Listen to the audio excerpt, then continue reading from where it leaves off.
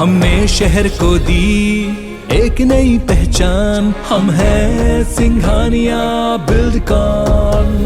खरगोन हिंसा के बाद सियासी घमासान जारी है। ग्वालियर में कांग्रेस नेता अरुण यादव का बयान, बीजेपी के नेताओं की बुद्धि भ्रष्ट हो गई है। दिग्विजय सिंह के 10 साल के कार्यकाल में एक भी दंगा नहीं हुआ, एक भी सांप्रदायिक घटना नहीं हुई।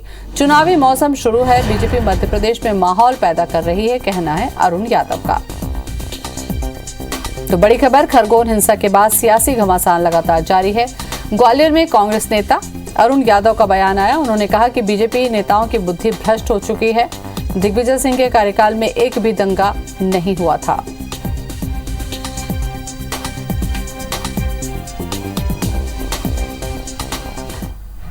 चूंकि चुनावी मौसम शुरू हो गया है और किस तरह से प्रदेश का जो हमारा एक मध्य प्रदेश जो शांति का टापू है सदैव रहा है और सदैव हम लोग यहाँ पर मिलकर काम करते हैं, उस वातावरण को कैसे दूषित किया जाए उसी की परिकल्पना लेकर ये लोग काम कर रहे हैं। और जितने भी भाजपा के नेता हैं उनकी जो बुद्धि है मैं समझता हूँ भ्रष्ट हो गई है। इस प्रदेश के गृह मंत्री जो बहुत ही इम्पोर्टेंट पोस्ट पर हैं, महत्वपूर्ण ओहदा उनके पास है, विभाग उनके पास है, अपने विभाग को संभाल नहीं पा रहे हैं। और इसी खबर पर ज्यादा जानकारी के लिए हमारे साथ जुड़ चुके हैं हमारे संवाददाता नासिर गौरी। नासिर, खरगोन हिंसा को लेकर एक बड़ा बयान, अरुण यादव का कहना है कि बीजेपी के जो नेता हैं उनकी बुद्धि पूरी तरीके से भ्रष्ट हो चुकी है।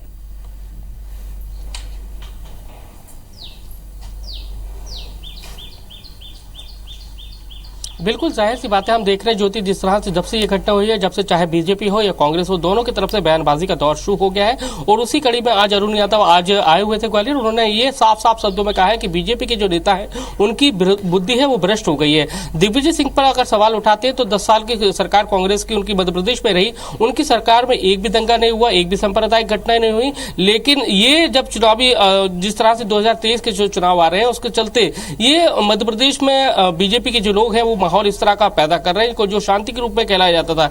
और तो इस तरह के ये सवाल उन्होंने पैदा किए। साथ ही ये उन्होंने कहा है कि मध्य प्रदेश के जो गृह मंत्री हैं नरोत्तम मिश्रा, वो कहीं ना कहीं इन घटनाओं को रोकने में नाकामयाब साबित रहे हैं। सरकार भी नाकामयाब रही है, क्योंकि अगर कोई घटना हो जाती है, इतनी बड़ी घटना हो रही है, उसके बावजूद भी अगर सरकार को कुछ खबर नहीं है, कुछ भी इनपुट उसके इंटेलिजेंस के द्वारा नहीं दिया जाता है, ये सरकार का फेल्यूर है, कांग्रेस का फेल्यूर नहीं है, उनके नेताओं का कोई वो नहीं है जिस तरह से उनके ऊपर एलिगेशन लगाया जा रहा है, बल्कि ये सरकार का फेल्यूर। इसके साथ ही उन्होंने बुलडोजर को लेकर भी एक बड़ा बयान दिया है। उन्होंने कहा है कि मध्य प्रदेश के शिवराज मामा का बुलडोजर मध्य प्रदेश में चल जरूर रहा है, लेकिन सबसे बड़ी बात यह है कि बुलडोजर चलाने की जरूरत क्यों पड़ रही है। अगर ये घटनाएं नहीं होती, जिस तरह की जो घटनाएं सामने हुई, अगर ये घटनाएं नहीं हुई होती तो उनको बुलडोजर चलाया ही नहीं पड़ता, तो उन घटनाओं को पहले से रोका जा सकता था। तो कुल मिलाकर देखा जाए तो मध्य प्रदेश में अब लगातार जो बयानबाजी के दौर है वो शुरू हो गए हैं और एक दूसरे पर नेता कटाक्ष कर रहे हैं। इसके साथ ही उन्होंने एक बड़ा बयान ये भी दिया कि रामेश्वर शर्मा ने यह कहा था कि अजान अगर होगी तो उसके बाद वो भी हनुमान चालीसा का पाठ करेंगे। तो उन्होंने कहा ये बात जो है इस पर कानून अपना काम करेगा। लेकिन सवाल इस बात का है कि